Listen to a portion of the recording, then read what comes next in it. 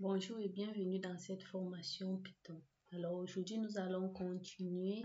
Nous allons terminer avec les opérations sur les listes et débuter par des opérations sur les structures de données de type dictionnaire. Alors pour cela, j'ouvre Python. Nous sommes au niveau du module 5. On a terminé la dernière fois avec les fonctions énumérées, les fonctions d'itération et autres. Et aujourd'hui, nous allons gérer la compréhension des listes. Alors, très simplement, vous voulez créer une liste pour vous exercer ou autre. On a vu tout à l'heure, on a dit fruit, je vais dire F. Je dis nombre. Avec S cette fois-ci, vous avez vu, j'ai passé le temps à écrire 2,5, 16. Il y a une autre manière de travailler très rapidement, c'est d'utiliser, c'est-à-dire NB, comme ça. Alors, entre crochets, qu'est-ce que je veux? Je veux X au carré for X in range 10. Alors, en une seule ligne, je vais créer une liste. Qu'est-ce que j'ai fait? Alors, je vais l'imprimer pour qu'on puisse voir print number.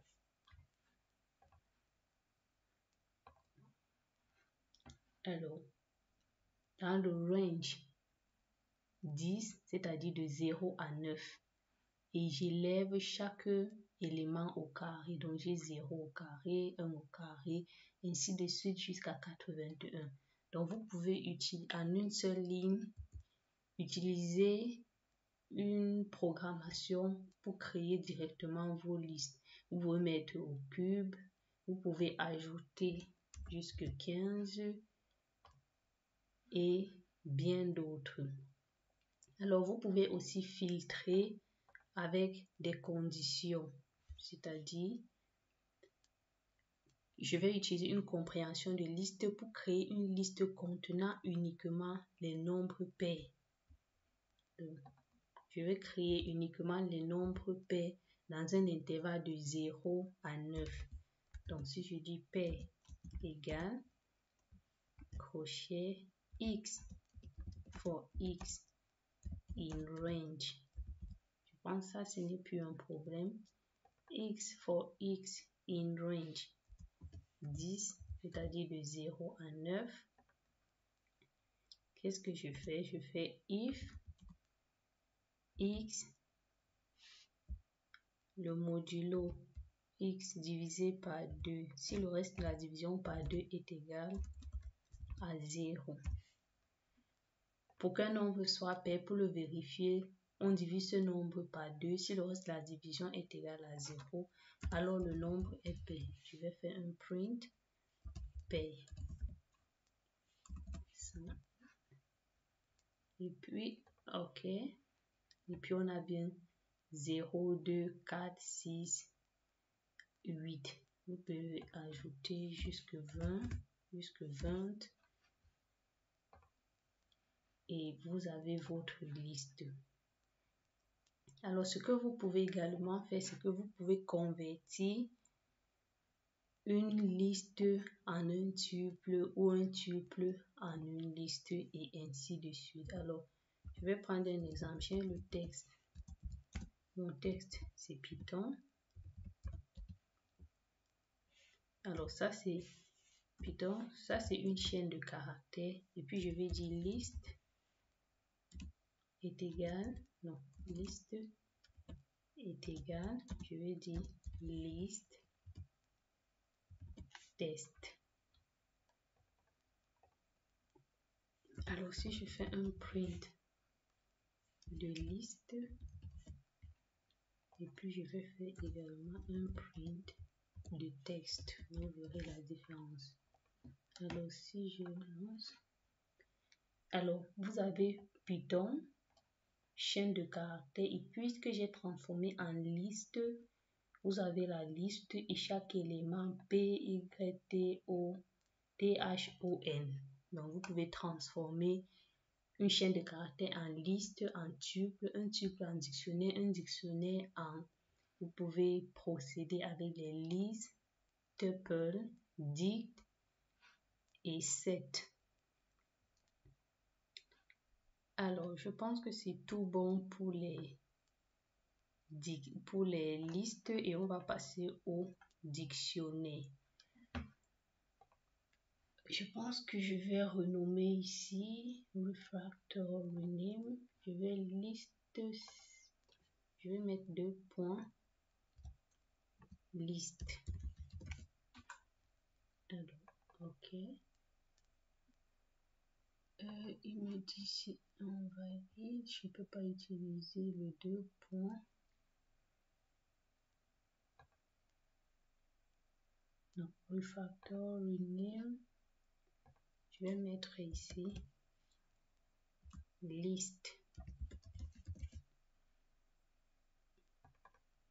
Alors ça c'est bon. Je vais créer un autre Python file module 5 dictionnaire. Ceci vraiment facilite la tâche si après vous voulez revenir. Donc là, on va parler des dictionnaires. Alors, on a vu les dictionnaires, ce sont des collections non ordonnées, paires de clés, 2 points valeur. Donc, ils sont non ordonnés avec la syntaxe clé, 2 points valeur. Alors, je vais faire les choses correctement. Je vais mettre comme ça. Alors, ce qu'on va faire, c'est qu'on va créer un exemple de dictionnaire. Alors, on va travailler cette fois-ci avec les étudiants. On va renseigner le nom, 2 points. Entre parenthèses, route. Alors, route, on veut l'âge.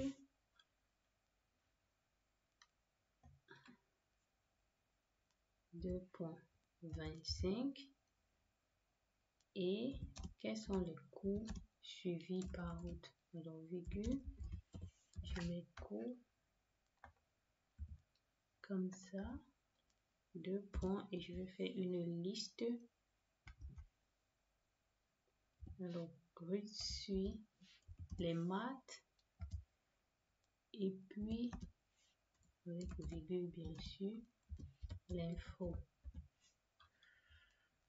Alors, je peux mettre une virgule et continuer, mais je veux m'arrêter là.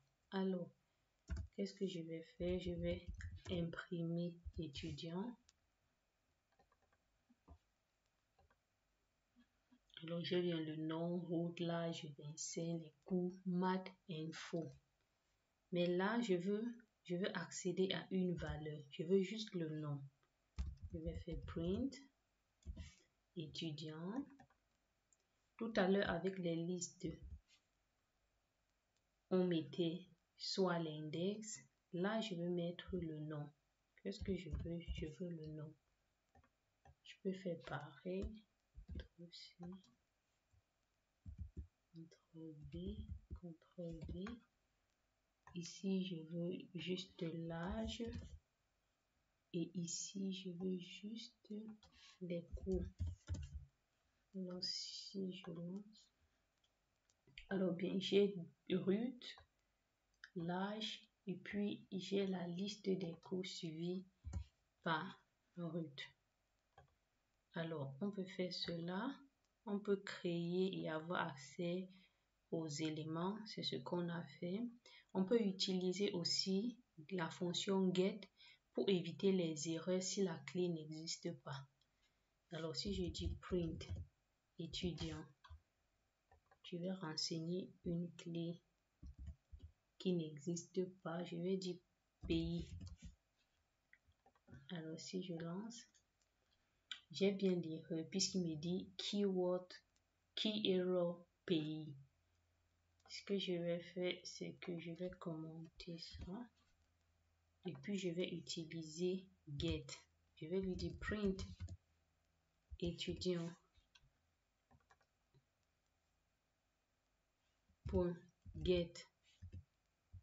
Entre parenthèses, je mets quoi? Je mets pays. Ici, le pays n'existe pas. Au lieu de me mettre l'erreur, qu'est-ce qu'il va me mettre? Il va me dire non disponible. Non disponible. Alors là, il me dit non disponible parce que bien évidemment, le pays n'existe pas. La clé pays n'existe pas. Alors cela vous permet d'éviter les erreurs si jamais la clé n'existe pas. Alors on va voir comment modifier les éléments.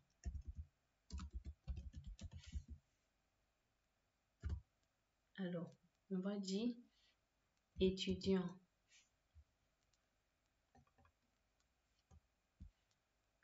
On se rend compte que l'âge n'est pas bon. Âge égale, et puis on va mettre une nouvelle valeur, elle n'a pas 25 ans, mais plutôt 20. Et puis on va imprimer étudiant. Qu'est-ce qu'on a? On a route et l'âge devient 20. Donc, c'est tout bon. On peut mettre à jour les éléments à la fois avec update. On peut utiliser la fonction update, c'est-à-dire étudiant pour update. Alors, qu'est-ce que je veux faire? Je veux update une liste comme ça. L'âge, toujours entre parenthèses, entre crochets, entre guillemets plutôt âge, c'est plutôt 18, virgule, le nom, disons le nom, c'est plutôt, j'ai raté l'orthographe, je me mets là, je dis le nom, c'est plutôt routier. Oh my god, j'ai vraiment un problème avec ces...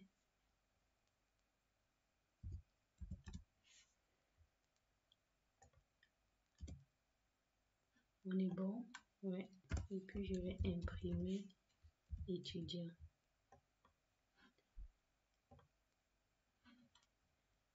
Alors j'ai bien routier et j'ai l'âge 18. C'est un peu comme le append et le extend de tout à l'heure, le extend qu'on a vu avec les listes pour ajouter un élément à la fin ou plusieurs éléments à la fin de la liste.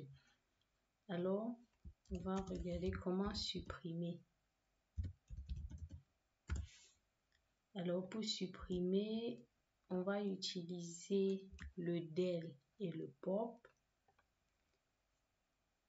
On l'a également utilisé avec les listes, le del, le pop, le clear et le remove.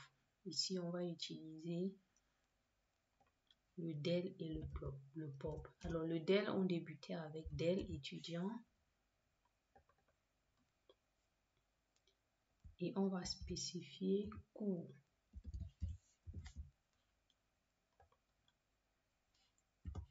Ici, je fais le print étudiant.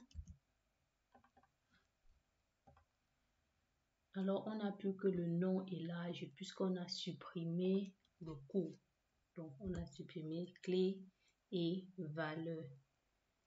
Sinon, on peut aussi faire âge égal. On veut supprimer plutôt l'âge étudiant. On a vu point pop entre parenthèses, l'âge. Ici, je fais un print de âge. Alors, 18. On a l'âge qui est 18. Donc, ça supprime et ça retourne la valeur associée à l'âge. C'est pour cette raison qu'on a 18. Disons, je vais mettre ici print étudiant.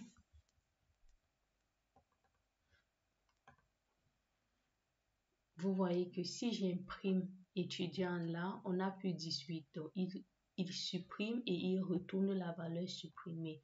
C'est pour cette raison que nous avons 18 qui apparaît à ce niveau-là dans notre console. Alors, pour tout supprimer, comme avec les listes, on fait étudiant.clear.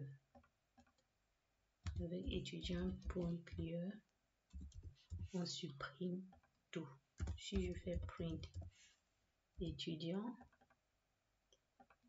que je mets une ligne vide là, alors on a un dictionnaire qui est vide puisqu'on a tout supprimé. Je vais commenter ceci pour pouvoir continuer avec mon dictionnaire. Je pense qu'on va s'arrêter là au niveau des dictionnaires et on va continuer dans une prochaine vidéo. Je vous remercie de m'avoir suivi.